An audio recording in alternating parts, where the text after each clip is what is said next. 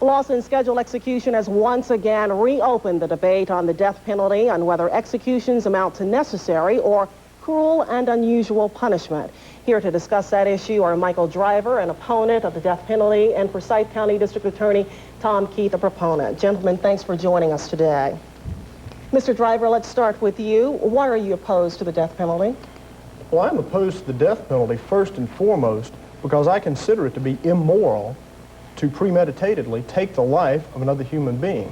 If society is so outraged against David Lawson because he committed murder, I don't understand how it is just that society sanctioned his murder. Mr. Keith, your response.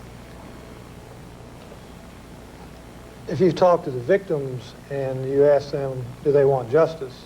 They want justice. They want Mr. Lawson executed.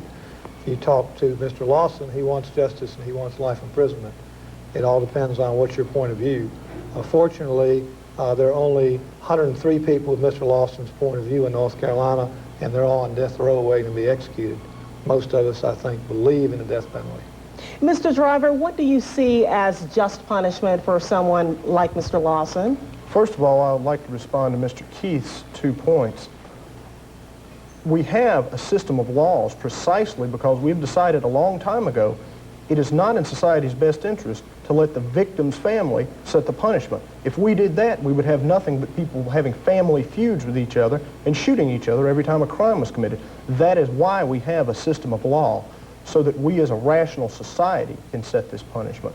Second of all, there are certainly much more than 103 people in North Carolina who oppose the death penalty. And perhaps if Mr. Keith would talk to some of them and come out to our vigil and talk to some of them, he would realize that not only the people who are on death row oppose the death penalty, there is, I think, a large portion of North Carolinians who also oppose this. Do you have something to say to that? I think the statistics are 80–85% of the people are in favor of the death penalty, and the state Senate at its crime session last June, very strong feeling that the representatives want stronger measures towards the death penalty because, in fact, we do not have a death penalty in the state right now. While Mr. Lawson may be executed, we have 103 people on death row. It takes over 10 years to execute these people. We've sent 315 people to death row since 1976 in the state. He'll only be the 6th executed. So in reality, we don't really have an effective death penalty. Back to my original question, what do you see as just punishment for someone who murders someone? I mean, what do you say to taxpayers who say, why should we put the bill for people who go out and murder people and there's no chance of rehabilitation?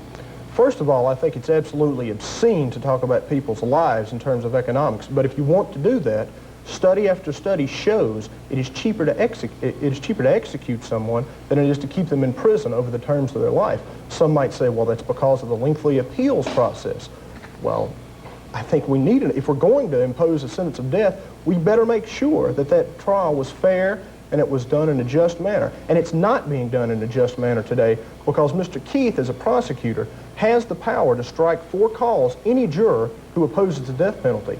As a criminal defense attorney, I would not have the same power to strike for cause someone who opposes the death penalty. We're getting death sentences because the jury is loaded with death penalty supporters. People who have my viewpoint are not even allowed to get to the jury in a capital case. What Mike's talking about is if someone says, I cannot follow the law, I am like Mr. Driver, I am so emotionally caught up in my field that I can't rationally follow the rules set by the legislature, then that person can be stricken. And those persons are allowed to be stricken. At the same time, if someone says, well, I believe in the death penalty, we should kill everybody no matter what, he'll be stricken too. So if you're too caught up on one side, you're stricken for cause. But he is correct in a sense that if you are opposed conscientiously to the death penalty, and under no circumstances will you vote for death, then you're not going to follow the judge's instruction, and that person will be stricken. Thank you so much for joining us today, gentlemen. Unfortunately, we're out of time, but we do appreciate you taking time out for us this afternoon.